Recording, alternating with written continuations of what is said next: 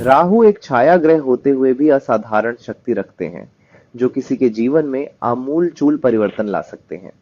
18 वर्षों के बाद 18 मई 2025 को ठीक 7:35 पर राहु आपके धन भाव में प्रवेश करेंगे, जहां वे 18 महीने तक रहेंगे। यह कुंभ राशि का स्थान होगा, आपकी मकर राशि से दूसरा स्थान, जो शनि का घर है। आपके राशि स्वामी भी शनि ही है। अब तक राहु अपने परम शत्रु बृहस्पति की राशि में थे, लेकिन अब वे अपने मित्र शनि की राशि में आ रहे हैं, जिससे उन्हें स्वच्छंदता मिलेगी। यह आपके लिए खुले मैदान जैसा होगा, जहां बल्ला आपके हाथ में है और आप अपनी इच्छानुसार बैटिंग कर सकते हैं। द्वितीय भाव धन का स्थान है, आर्थिक समृद्धि का केंद्र है।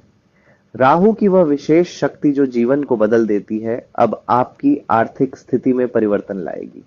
वे आपको आर्थिक परेशानियों से मुक्त कराते हुए बड़े लक्ष्यों तक पहुंचाएंगे। जैसे समुद्र मंथन के समय राहु ने हर संभव तरीके से अमृत पान किया था, वैसे ही अब वे अपने मित्र शनि की राशि में जाकर बड़ी उपलब्धियां दिलाएंगे। द्वितीय भाव धन का होने के साथ साथ कुटुंब का भी होता है, और राहु के शुभ प्रभाव से आपका पारिवारिक जीवन भी संतुलित रहेगा। हालांकि राहु आर्थिक और पारिवारिक दोनों क्षेत्रों में कुछ भय और भ्रम भी उत्पन्न करेंगे, क्योंकि प्रगति के लिए यह आवश्यक है। यह उस अनुभव जैसा है जब हम 100 किलोमीटर प्रति घंटे से अधिक की गति से यात्रा करते हैं। हम तेजी से आगे बढ़ते हैं, लेकिन मन में थोड़ा भय भी रहता है।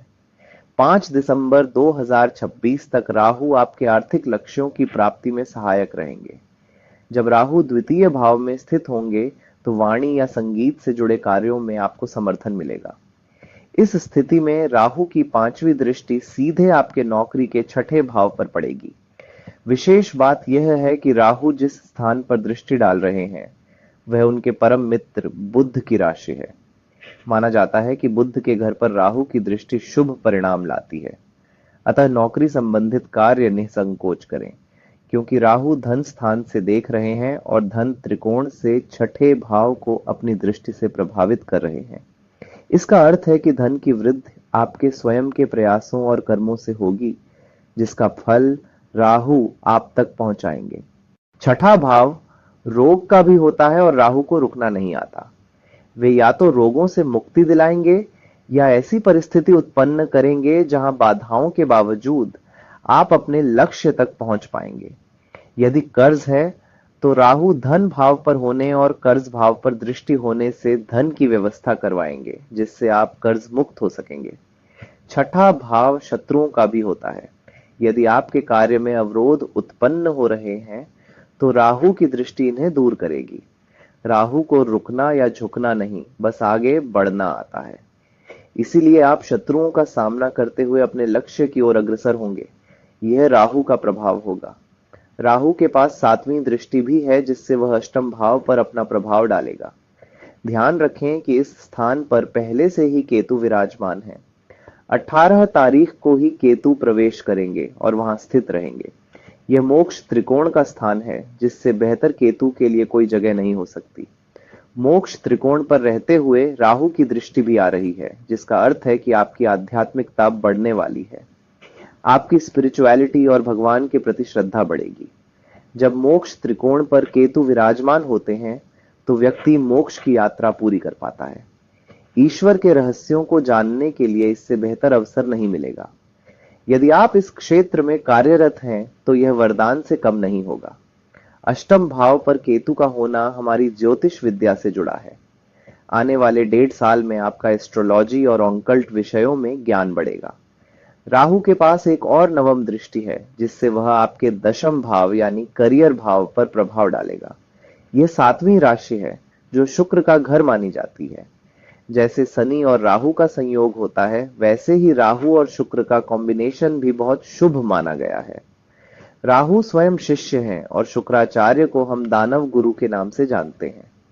इस दृष्टिकोण से राहु का जो समर्थन आपके करियर में मिलेगा, वह एक महत्वपूर्ण लक्ष्य की प्राप्ति के लिए होगा। राहु सामान्य परिस्थितियां नहीं देते।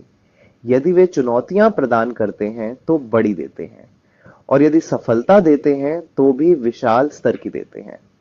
वर्तमान में राहु अपने मित्र की राशि पर विराजमान है और आपकी राशि के स्वामी शनि की राशि पर है। इसलिए आपको जो सफलता मिलेगी वह मामूली नहीं होगी। यह व्यर्थ नहीं कहा गया है कि राहु को कलयुग का राजा माना जाता है। इसका अर्थ है कि इस कलयुग में जब जब राहु अपनी सही स्थिति में आएंगे तब वे अन्याय सहन नहीं करेंगे। जैसे आपने देखा है कि भारत और पाकिस्तान के बीच जो संघर्ष उभर रहा है उसका कारण भी यही होगा कि राहु कुंभ राशि पर आएंगे। अब और सहन नहीं किया जाएगा। या तो हम जीतेंगे या जो हमें कष्ट देंगे उनसे प्रतिशोध लेंगे। ये प्रभाव आपके करियर के भाव पर है। जहां करियर में बाधाएं हैं, जहां प्रगति में कमी आ रही है, उन सभी से हिसाब किताब होगा। यही राहु का प्रभाव है जो आपके करियर को नई ऊंचाइयों तक ले जाएगा। अब हम राहु को कैसे प्रबंधित कर सकते हैं, इससे अधिकतम लाभ कैसे प्राप्त कर सकते हैं, कृपया ध्यान पूर्वक समझें। शास्त्रों में कहा गया है, मुंड रचयति माला पन्नक मुवितम वाम विभाग गिरजा रूपम अति ललितम। भगवान शिव जी के मुंडमाल में जो मणि है वह राहु का सिर है। जब हम शिवलिंग पर जल चढ़ाते हैं तो न केवल महादेव की कृपा मिलती है बल्कि राहु के नकारात्मक प्रभावों से भी सुरक्षा मिलती है। यदि हमारे कुंडली के दूसरे भाव में राहु है तो शिव आराधना से हम बड़े धन लाभ का अवसर प्राप्त कर सकते हैं। आप सभी से निवेदन है कि ओम नमः शिवाय मंत्र को कमेंट में अवश्य लिखें। आशा है आपने इसे समझ लिया है। यदि मेरा समझाने का प्रयास और तरीका आपको उपयोगी लगा तो कृपया हमेशा की तरह इस बार भी लाइक और कमेंट करना न भूलें। अगर अभी तक आपने चैनल सब्सक्राइब नहीं किया है तो कृपया अवश्य करें। पुनः आप सभी का दिन मंगलमय हो। इन्हीं शुभकामनाओं के साथ जय श्री राम।